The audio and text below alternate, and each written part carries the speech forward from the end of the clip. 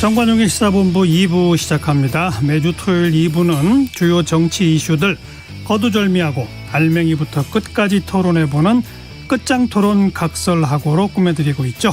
자, 각설하고 출발하겠습니다.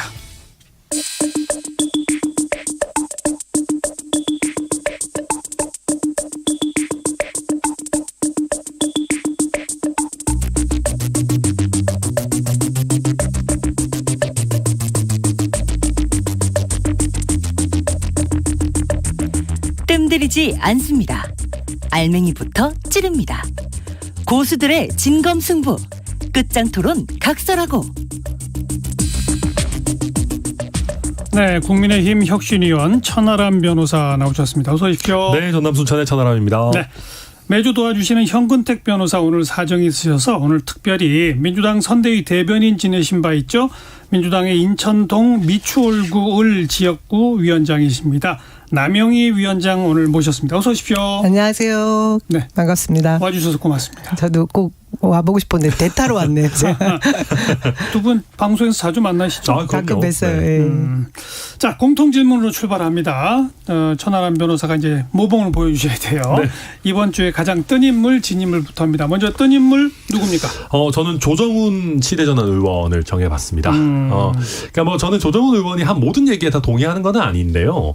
그럼에도 불구하고 지금 사실 민주당 플랫폼을 통해서 그때 뭐였죠? 정확히 시대전환. 시대전환이긴 한데 이제 그 비례정당을 통해 가지고 의원이 되셨지 않습니까? 그럼에도 불구하고 지금 민주당에서 김건희 여사 특검법을 이렇게 밀어붙이는 거는 부당하다라고 해서 제동을 걸었어요.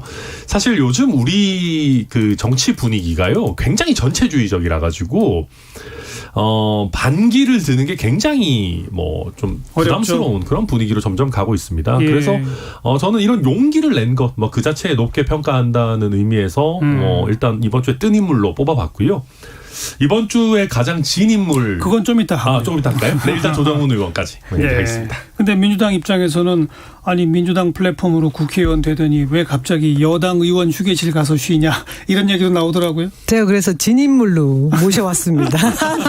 그때 설명해 드릴게요. 알겠습니다. 그러면 남영희 위원장은 금주의 뜬 인물은 누굽니까? 제가 그 이용호 의원을 선택할까 하다가 이재명 당대표로 선택했습니다. 떴다고요? 그럼요. 어제 그 영빈관 신축에 관련돼 있는 그 기재부의 예산안 878억 원 때문에 하루 종일 시끄러웠습니다.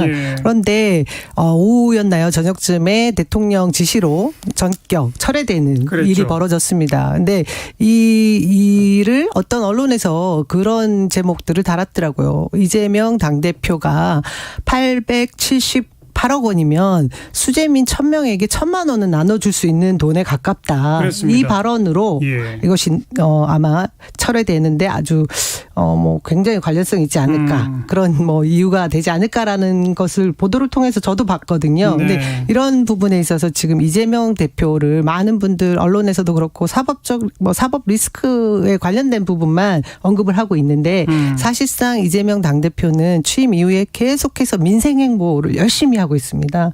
각 현안에 관계되는 지역들을 돌면서 어제 그저께였나요? 전북도 가서 지금 쌀 수매가 정부에서 계속해서 제대로 처리하지 못하는 부분들에 대한 것도 현안들을 다루고 있고요. 그것뿐만이 아니죠. 민생과 관련돼 있는 뭐 예산, 우리 정부가 하지 못하고 그리고 국민의힘에서 하지 못하고 있는 것들을 야당에서 어떻게든 잘 처리해 보자라고 하고 있는데 그 행보 중에 가장 눈에 띄었던 것이 어제 그 영빈관 신축 건립에 관계돼 있는 그 예산안들을 전액 삭감하기 전에 철회할 수 있도록 해 주었던 것이 이재명 당대표의 그런 발상에서 비롯된 것이 아닌가 싶어서 저는 뜬 인물로 잡아봤습니다. 알겠습니다.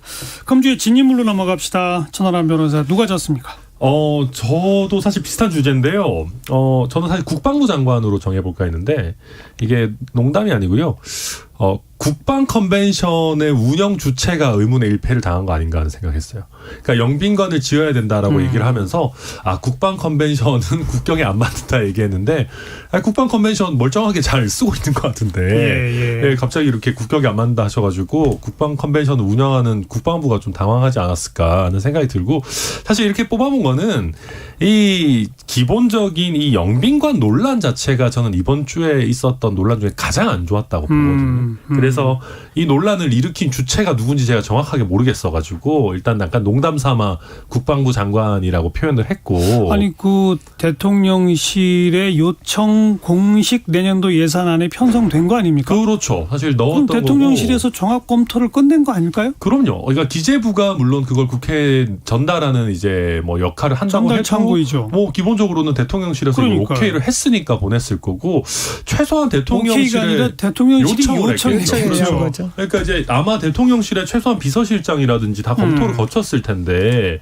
이렇게 한 거는 되게 안타깝고요. 제가 왜 문제 제기를 하냐 하면은 뭐 영빈관 필요할 수 있습니다. 뭐 판단할 수 있죠. 그런 어떤 행사를 하는 행사장과 대통령의 집무실이 멀 경우에 예를 들면 뭐 행사를 마치고 내외비인들이 이동을 해가지고 뭐 회의를 하거나 이런 부분에 있어서 곤란을 겪을 수도 있고 다 좋아요. 근데 그러면 그거를 더 명시적으로 설명을 해야 될 거 아니에요. 예. 근데 이거를 이런 식으로 그냥 대충 예산안에 어디 끼워 넣어가지고 기재부 통해서 국회에 주겠다. 뭐 결정은 국회가 해라. 이런 그 전체적인 모양새가 저는 굉장히 안 좋았기 때문에 이번 주에 있었던 것 중에 가장 저희 정부와 집권 여당에 좀 부담이 되는 악수 아니었나 뭐 그렇게 생각합니다.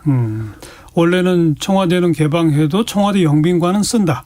뭐 그런 얘기도 있었고. 그렇죠. 그래서 이제 물론 또 국방 컨벤션 센터, 뭐 국립중앙박물관 등등 쓸 곳은 많다. 또 이런 얘기도 있었고. 아, 그럼요. 그래서 그러니까 저도 이제 아까 막상 해보니까 청와대 영빈관에서 이렇게 용산 청사까지 돌아오는 게 너무 멀다. 이게 필요하다라고 얘기할 수는 있어요. 근데 그렇다고 한다면은 그걸 조금 더 적극적으로 설명을 하고 더 나아가서는 그럼 우리가 용산 시대를 마무리하는데 정확하게 어느 정도의 비용이 들고 우리가 앞으로 여기는 뭘 짓고 여기는 그렇죠, 뭘 짓고 그렇죠. 관전은 그럼 어떻게 하고 이런 게 종합적으로 나와야 되는데 이렇게 찔끔찔끔 나오면은 듣는 국민들 입장에서는 아 이거 그러면 뭐 이번에는 영빈관 진다고 그러고 다음에는 그럼 뭐 짓는다고 그러고 하면 이거 도대체 언제 끝나냐 이런 불안감이 드는 거거든요. 그래서 저는 방법론에 문제가 있었다고 봅니다. 그 과정에서 또 김건희 여사도 계속 거론됐죠. 제가 어제 영빈관 신축에 관련돼 있는 이 예산안이 나오는 걸 보면서 지금 국민들이 이 민생 뭐 고환율, 고물가 뭐 또 고금리 이런 상황들 때문에 지쳐 있는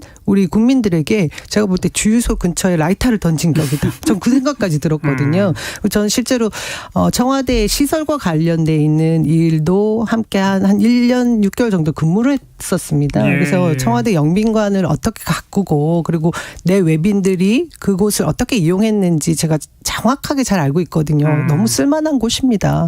심지어 당연히 그렇겠죠. 강화문부터 시작해서 그 사열대 우리 그 전통 사열대를 이용해서 그 외빈들 왔을 때 굉장히 좋은 행사장으로 쓸만한 곳인데 이곳을 굳이 바꿔가면서 그것도 없애면서 신축하겠다라고 하는 것이 국민들에게 절대로 납득이 될 수 없는 상황이고요. 우리 천하람 그 위원장님 말씀대로 소통하는 과정이 필요했겠죠. 근데 예.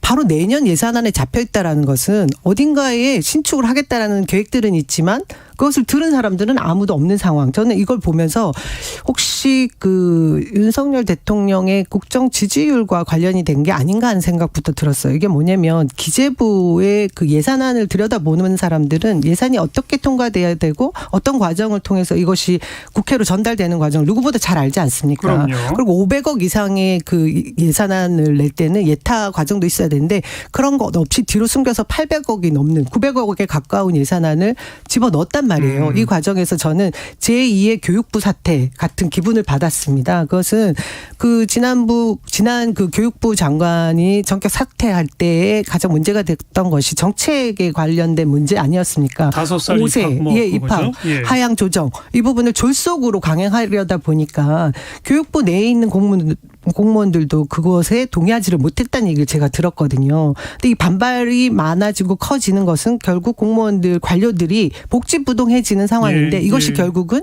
윤 대통령 지지율이 지금 뭐 30%, 20% 뭐 이쪽에 고착되다 보니까 공무원들도 지금 제 역할을 다 하지 않는 것이 아닌가 하는 그런 우려도 있고요. 네. 말씀하신 대로 중간에 문제 제기를 안 한다. 그렇죠. 이거 분명히 스크린 될 수 있는 부분인데 그냥 통과시키고 이 논란이 있을 수 있다라는 걸 예상한 기재부 공무원이 없었을까 하는 저는 이제 의혹이 있습니다. 그러니까 일단 저도 이 전체 과정에 대해서 매우 비판적인 입장이지만은 그렇다고 해도 또 너무 지나치면 안 되니까 이걸 숨겼다 없다 이런 얘기는 저 안 맞는 것 같아요. 왜냐하면 예산이고 이걸 뭐 제가 왜 그러냐면 예. 찾아냈다고 생각을 하거든요. 아니, 실제로 이거는 언젠가는 당연히 드러날 수밖에 없는 안 일입니다. 드러날 수가 없죠. 그럼요. 예산안 이거 다 이게 도로 예. 보면서 심의하는 것이고요. 그리고 이제 예타 면제 같은 경우도 그 예타라는 게 기본적으로 이제 편익과 비용 분석이잖아요. 근데 공공 그 관사 같은 경우에는 사실 그 어떤 편익이라는 거를 수치화하기 어렵지 않습니까? 그러다 보니까 이걸 예타를 면제하는 게 규정에 있어요. 그러다 보니까 이제 약간 공공청사 예, 너무 과하게 짓는 거 아니야 이런 문제도 나오지만 어찌 됐든 대통령실이 뭐 이걸 막 그렇게까지 말도 안 되게 진행한 건 아니다. 다만 정무적인 판단이 아쉬웠다라는 걸 말씀드리는 거고 기재부에서는 솔직히 얘기하면은 정권 초기에 대통령실에서 야 우리 영빈관 짓겠다 그러는데 거기서 기재부가 안 됩니다 이러기는 사실 쉽지는 않겠죠. 청와대에서 요청한 대통령실에서 요청한 이상 기재부는 그냥 통과시켰을 거다. 여기 좀 문제가 되는 게 대통령 의지는 7개월 전, 그러니까 3월 정도로 거슬러 올라가도 영빈관을 쓰겠다라고 말씀하신 게 있어요. 근데 그 당시에도 저희가 이제 YTN의 그 김건희 여사가 이전에 그 이명수 서울의 소리 기자와 했던 대화의 내용들을 들어보면 예, 그 안에서 뭐 영빈관 옮길 거냐라는 질문하니 옮길 거다 이런 발언을 하면서 계속해서 이것이 옮길 거에 대한 것이 이런 식으로 실행이 될 수도 있겠구나 하니까 국민들이 이것이 무슨 법사에 의한 것인지 김건희 여사에 의한 것이 이런 얘기까지 퍼지면서 제가 아까 말씀드린 것처럼 주유소에 라이터를 던진 격이 되지 않을까. 이거 굉장히 심각한 문제가 됐다. 그렇겠습니까? 그렇게 생각합니다. 막상 운영해 보니까 필요가 있어서 그런 논란되고 불과 몇 시간 만에 철회됐으니까. 네. 당연한 결정이고 그리고 여권과 대통령실에서도 본인들의 잘못을 인정한 셈이니까 네, 잘했다고 이 정도에서 생각합니다. 마무리를 짓고 네. 자 우리 남영희 위원장의 금주 진인물은 아까 조정은 의원? 네. 시대전환 의원이시죠. 당 대표이기도 하죠. 예. 근데 저는 조정훈 의원이 그 이전에 뭐 플랫폼 노동자를 위한 뭐 입법 뭐 이런 여러 가지 좋은 그런 법 제정 뭐 활동들 참 동의해 왔습니다. 근데 이번에 그 법사위에 가서 어떻게 보면 그 김건희 특검법을 민주당에서 발의한 부분에 캐스팅 보터 역할을 하게 되지 않았습니까? 근데 본인은 이 특검법에 반대한다 이런 의견을 정확하게 표명을 하면서 제가 놀랐어요. 왜 이 법안에 대해서 반대를 할까? 특검법 발의는 왜 하는 겁니까? 사실상 경찰에서 수사를 제대로 하지 않을 때 저희가 늘 특검법을 발의했고 특검을 해왔습니다. 더더군다나 지난 박근혜 정부 특검 검사였던 윤석열 대통령이 지금 대통령이 된 상황 아니겠습니까? 이 특검법이라는 것이 명분이 있으면 할 수 있는 것인데 이것을 반대한 그 조정훈 의원의 의견이 무엇인가 제가 자세히 들여다보니까 김건희 씨 수사에 대한 부분을 잘 모르고 있더라고요. 정확하게. 문재인 정부 검찰에서 다 탈탈 털었는데 그걸 가지고 이제 와서 어떤 부인에 대한 뭐 좀 심각한 문제 이거 좀 스럽지 않냐. 민생 현안들을 다 블랙홀처럼 빨아들이게 될 거다라고 해서 반대를 한다. 이런 의견이 든데요. 사실 이 김건희 여사의 저희가 특검법을 발의했던 3가지 내용을 정확하게 안다라고 하면 조정훈 지금 뭐 시대전환 의원도 저는 찬성하게 될 거다. 지금 보니까 계속해서 반대 의견들을 많이 접수하다가 보니 뭐 민주당의 개딸들과 대화하기로 했다라는 얘기를 하더라고요. 이후에 또 다른 의견이 나오게 되기를 기대하면서 이번 주에 진인물 정확한 내용 파악을 한 번 더 해야 될 의무가 있다. 그 말씀 드리고 싶습니다. 저는 조정훈 의원과 관련해서 민주당의 태도를 몇 가지 지적하고 싶은데요. 박범계 의원 같은 경우는 뭐 당신의 출신이 어딘지, 그러니까 어떻게 의원이 됐는지 돌아봐라, 뭐 이런 얘기 하고 있지 않습니까? 민주당 플랫폼으로 되지 않았느냐? 네. 아니 저는 그때 당시에 두 분이 친하셔요. 더불어 시민당이었나요, 그게? 거기서 이제 소수 정당들 뭐 시대전환도 있고 거기 기본소득당도 있고 이런 데들에다가 몇 군데다가 이제 기회를 줬죠. 사실 본인들의 플랫폼을 쓸 수 있는. 물론 그게 위성 정당에 대한 국민들의 반감을 누그러뜨리기 위한 전략적 목적도 있지만 그럼에도 불구하고 저는 되게 좋은 시도라고 봤습니다. 우리 국회에 부족한 다양성을 보충할 수 있는 그런 영역이었죠.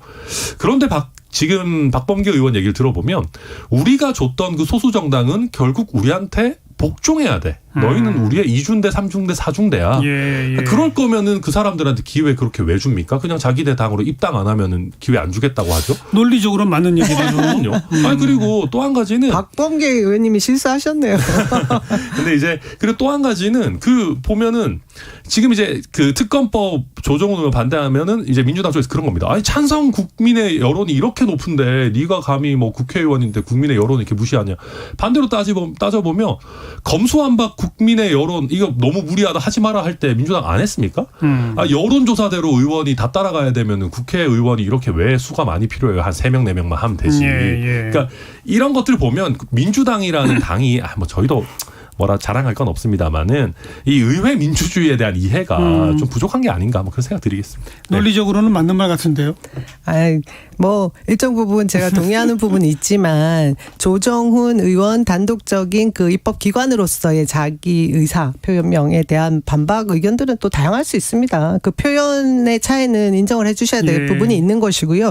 그 대표기관으로서의 그 뭐 문제점을 지적하시는 부분 이해는 되는데 저는 지난번 뭐 검수완박에 대 있어서 민주당이 민심을 떠받드는 부분에 뭐 제대로 반영하지 못했다 이런 부분을 지적하시는 부분은 저희가 미진했던 부분은 있지만 그런 여론에 민감하다 보니 제대로 검찰 정상화법을 하지 못해서 받는 질타도 굉장히 큽니다. 반대쪽 여론도 많았다는 그렇기 얘기죠. 때문에 그걸 뭐 한쪽으로 몰아가는 것은 좀 편파적인 시선이 아닌가 그런 생각이 드네요. 차후간에 지금 그 김건희 여사 특검법 얘기가 이제 금주에 뜬 인물 진인물로 이미 나왔기 때문에 좀 더 얘기해 보면 현실적으로는 국회 법사위의 위원장이 국민의힘이고 조정훈 의원이 법사위 위원으로서 조정훈 의원의 동의 없이는 법사위에서 제대로 논의하기가 어려운 상황인 건 사실이잖아요. 민주당은 그럼 어떻게 이걸 처리할 수 있을까요?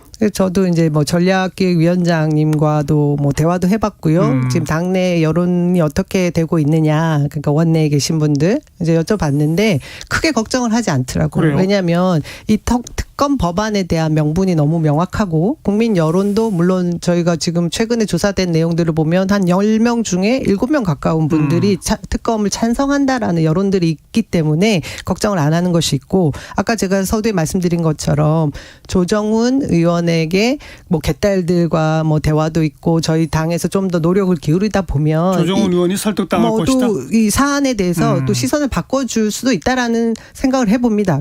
그것이 만일에 안 된다고 하면 그러니까 뭐 패스트 트랙으로 올릴 때 힘들어지는 거지 않겠습니까? 만일에 법사위에서. 근데 그렇지 않으면 본회의에 바로 상정을 해서 180석 동의를 또 얻는 방법들도 있거든요.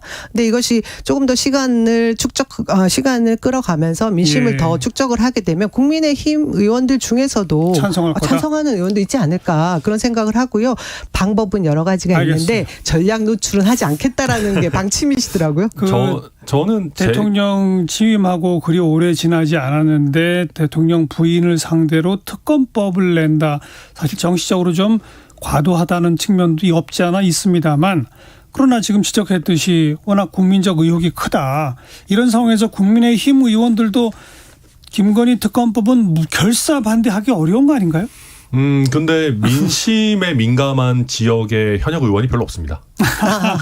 네, 저는 그 민주당 전략이 그래서 성공하기 어려울 거라고 봅니다. 왜냐하면은 TK, PK 지역에서는 그렇게 했다가는 공천을 받기도 어려워질 뿐더러 민심도 배신자론으로 또 갈 수 있기 때문에 수도권 의원이 저희가 다수가 있었다면은 뭐 그 전략이 유효했을지 모르나 현재로서 전 불가능하다고 보고요. 또 한 가지는 저는 제가 민주당 당대표였다면은 조정훈 의원한테 반대하라고 했을 거예요. 왜냐하면 사실 말씀하셨듯이 지금 이게 정치적인 금도를 사실 넘어선 겁니다. 입장을 바꿔놓고 저희가 문재인 정부 초창기 때 뭐 3, 4개월 됐는데 김정숙 여사 상대로 특검하자. 반대로 그러면 간발의 차로 이재명 대표가 만약에 당선이 됐다라고 하면 뭐 김혜경 여사도 논란이 없는 게 아니잖아요. 한 3, 4개월 됐는데 그러면 우리 특검하자 김혜경 여사에 대해서 그랬다면은 사실 엄청난 비판도 받고 부담도 됐을 겁니다. 근데 물론 여기에 대해서 국민 여론이 역풍이 안 불고 있는 건 저희가 반성해야 되는 부분입니다만은 어찌 됐든 민주당 입장에서도 이게 좀 부담스러운 면이 있어요. 그래서 우상호 비대위원장이 처음에 이 논의가 나왔을 때 당론으로까지 채택하는 거는 이렇게 머뭇거렸던 게 이유가 있는 것이거든요. 이제 그러다가 머뭇거리다가 이재명 대표 기소되니까 그렇죠. 바뀐 거죠. 네, 그렇게 되니까 약간 물타기 겸 이제 이렇게 하는 건데 맞불 작전이죠. 맞불 작전이죠. 근데 문제는 지금 민주당 입장에서 꽃놀이팬 게요. 이런 식으로 김건희 여사 특검법이라는 얘기가 계속 화제는 되면서 조정훈 의원이 반대하니까 패스트트랙은 안 타요. 그러면은 무리해서 막 몰아붙이는 느낌은 안 주면서도 여론에서는 계속 말만 나오게 되는 거죠. 그러다 보니까 저희 집권 여당 입장에서는 굉장히 부담스러운 형태가 된 거예요. 그래서 저는 처음에 보고 조정훈 의원 반대한다고 했을 때 이거 우리한테 결코 유리한 게 아닌데? 라는 사실 우려를 갖고 있습니다. 저는. 아주 좋은 패라는데요. 아이 뭐 그걸 의도하고 그렇게 된 지금 벌어진 상황은 아니고요. 예. 맞불 작전에 대한 말씀을 하셨는데 애초에 김건희 씨와 관련된 그러니까 윤석열 대통령 후보 시절부터 너무 많은 혐의점들이 대두됐음에도 불구하고 출석 조사 한 번 안 했어요. 소환 조사 한 번 안 했어요. 출석 뭐 서면 조사했다라는 예, 얘기도 한 번 예. 없었어요. 근데 지금 최근에 뉴스타파의 보도에 의한 1차, 2차 보도들에 의하면 도이치모터스 주가 조작에 관련돼 있는 부분이 지난 그 공판 과정에 정확한 증거들이 있다라는 것이 검찰 측의 입장이었다라는 거 아니겠습니까? 그럼에도 지금 사건을 그 도이치모터스 주가 조작과 연루된 부분을 그냥 뭉개고 있는 이런 상황들을 지금 하나하나 더 밝혀가고 있는 상황이에요. 그리고 그것을 뭐 언론들이 조금 더 같이 후속 보도를 해주면 국민 예. 여론은 더 높게 결집을 해서 특검법에 찬성하게 될 것 같다는 저는 생각을 합니다. 그래서 민주당이 애초에 지난 후보 시절에 이 문제들을 더 이상 힘있게 몰아붙이지 못했는데 이제 국민 여론도 더 이제 뭉그러져 가고 더 뭉게 피어가고 더 결속되는 과정들이 있기 때문에 이 힘을 받는 게 있습니다. 예, 분명히 예. 그런 과정이고요. 근데 뭐 조정훈 의원이 반대를 함으로 해서 이것이 더 키워지는 것은 절대 아닌 거고 그 조정훈 의원만의 소신을 지금 오히려 저희가 약간 폄훼하는 부분이 있어서 알겠습니다. 아쉽고요. 예. 근데 이게 방탄용인가 하는 부분은 저희가 따로 다뤄야 될 것 같습니다. 네. 근데 이재명 지금 대표에게 온 가족 수사가 이루어지고 있지 않습니까? 그것도 자, 그래서 네. 그 검찰 경찰의 수사에 대해서 뭐 어떻게 논평하는 순간 그게 정치적인 어떤 편향이 되기 때문에 저는 그냥 비교만 하겠습니다. 대선 과정에서는 제가 이 방송을 통해 수도 없이 공개적으로 발언했어요. 검찰 경찰 양쪽 이재명 또 김혜경 김건희 뭐 누구 양쪽 다 수사를 안 하고 있다. 객관적 사실이었지 사실이었죠. 않습니까? 네. 대선 끝나고 나서는 또 대통령 취임하고 나서는 한쪽 수사는 굉장히 빠른 속도로 진행되고 한쪽은 여전히 안 하고 있다. 이건 사실이잖아요. 그러니까 그게 이제 저희가 뭐 그렇죠. 수사 과정을 저희가 함부로 뭐 다 얘기할 수는 없겠지만 일단 저희가 지금 안타까운 부분 그런 겁니다. 저는 김건희 여사한테 그 소환 조사하지 말고 서면 조사합시다라고 한 사람이 참 아쉽다. 왜냐하면은 오히려 그냥 소환하는 게 낫다. 오지 말라고 해도 갔었어야 됩니다. 예. 왜냐하면 윤석열 대통령의 공정이라는 거는요. 남보다 우리한테 더 엄격하다라는 전제가 무너지면은 아무것도 아닙니다. 그러니까 그게 사실 성립이 돼야 돼요. 나와 내 가족, 우리 진영에게 더 엄격하다라는 인상을 국민들이 받으셔야 되거든요. 근데 김건희 여사 서면 조사에는 성실히 응했다고 해요. 서면 조사 아직 안 한 건 아니고 팩트만 잡자면은. 근데 그럼에도 불구하고 국민들께서 느끼시기에는 아니 왜 가서 조사 안 받아? 예. 그리고 만약에 가서 조사 받았으면 얼마나 좋으냐 하면 저희 입장에서 이재명 대표 안 간다 그럴 때 아니 대통령 배우자도 가서 조사 받는데 왜 여당 대표라고 안 갑니까라고 할 수 있는데 그런 첫 단추가 굉장히 좀 잘못됐고요. 다만 도이치모터스와 관련해서 너무 디테일하게 가면은 좀 그러니까 짧게만 말씀드리면 지금 뉴스타파나 뭐 이런 데서 나오는 얘기들이 대부분 그 공판 기록에 있는 내용들을 재판 과정에서 듣고 그렇습니다. 쓰시는 거예요. 예.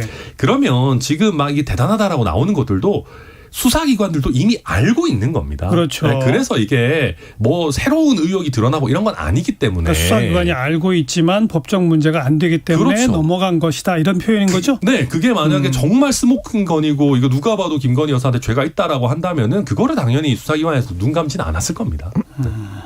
아무튼 한쪽 수사는 맹속도로 가고 한쪽은 서 있다라는 인식 거기는 동의하시는 거네요? 일단 대통령에 대한 변호사도? 수사는 당연히 이제 임기 중에는 못 하시는 거고. 그러니까 이제 네. 김건희 여사 쪽 수사가 멈춰 있는 듯한 모습으로 그런 보이는 것 비춰지는 거는 저도 뭐 그런 것 같습니다. 인정할 수밖에 네, 없다. 그래 그건 그 자체가 잘못인 것 같다. 이 말씀이시죠? 그럼요. 더 뭔가 엄격해 좋습니다. 보여야 됩니다. 자, 금주의 뜬 인물, 진인물, 그리고 김건희 여사 특검법 얘기까지 좀 해봤고요. 국민의힘 오늘 5시까지 원내대표 후보 등록인데 이제 지금 몇 시간 안 남았어요. 이용호, 주호영 말고 또 누가 있습니까? 없습니까? 지금 원래 한 10명 이상 막 지금 그러니까요. 얘기가 됐잖아요. 뭐 조혜진, 뭐 윤상현, 본인은 안 나가신다고 해도 뭐 예를 들면 막 엄청 얘기들이 많았는데 주호영 의원이 타이밍 좋게 치고 나왔습니다.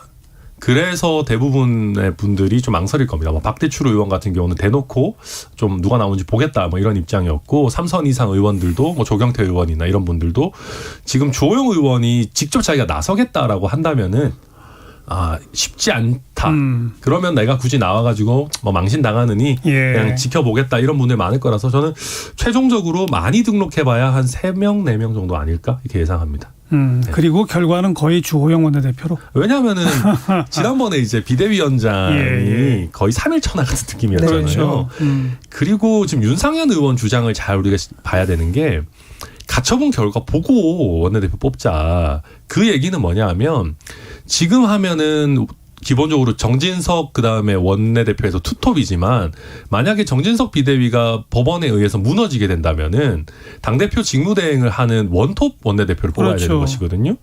그렇기 때문에 이게 관점이 달라지게 주안점이 달라지니까 좀 기다려보자라는 얘기인데 주호영 카드는 투톱이든 원톱이든 다 괜찮아요. 그러니까 애초에 원톱을 맡기려고 비대위원장을 맡겼던 것이기 때문에 그런 관점에서도 지금 아마 주호영 의원이 적극적으로 나선 이상 다른 대항마가 쉽게 분위기를 타기 어렵다. 저는 그렇게 봅니다. 민주당 보기에는 가처분 신청된 게 또 받아들일 거라고 보죠?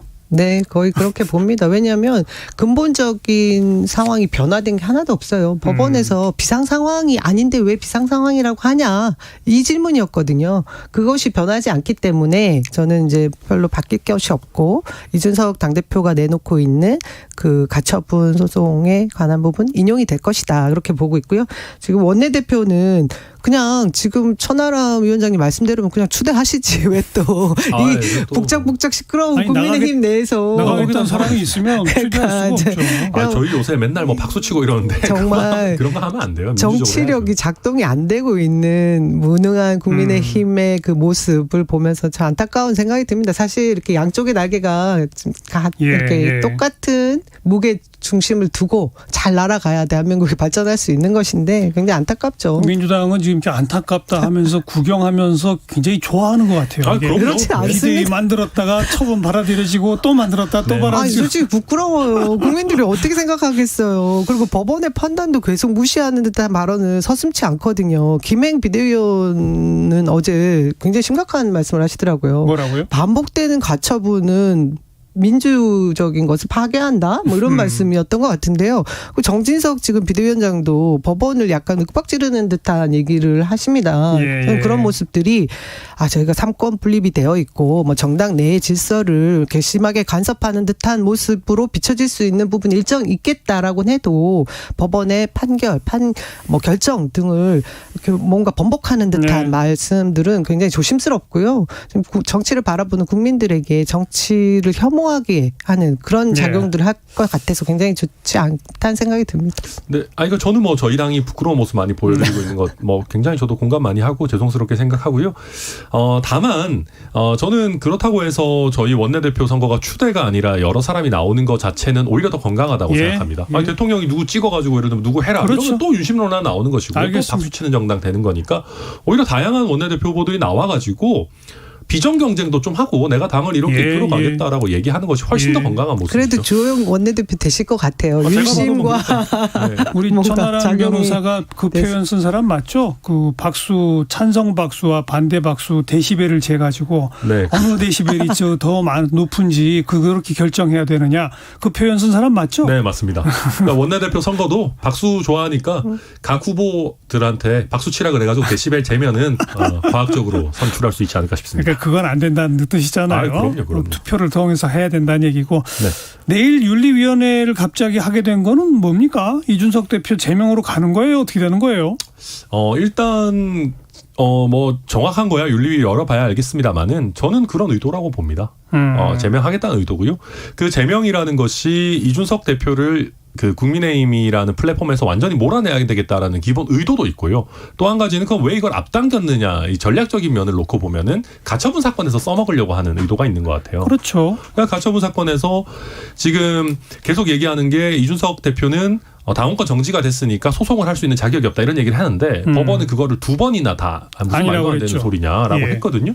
그러면 그 논리를 좀 강화시키려면은 이준석 대표는 제명이 돼서 아예 당대표로는 못 돌아옵니다. 그러니까 이준석 대표한테는 회복 불가능한 손해가 없습니다. 라는 얘기를 하고 싶으니까 이제 제명을 꺼내는 건데요. 이게 얼마나 잘못된 생각이냐면은요. 제가 법원의 재판장이면은 이준석 대표 제명 들어오잖아요. 그럼 제명하자마자만 한 몇 시간 있다가 이준석 대표는 제명에 대한 가처분을 넣을 제명 거예요. 가처분을 하겠죠. 그렇죠. 제명 예. 무효 가처분을 넣을 거예요. 그러면은 제명당했으니까 이준석 대표는 자격 없어라고 해서 모든 가처분을 날려버리겠습니까?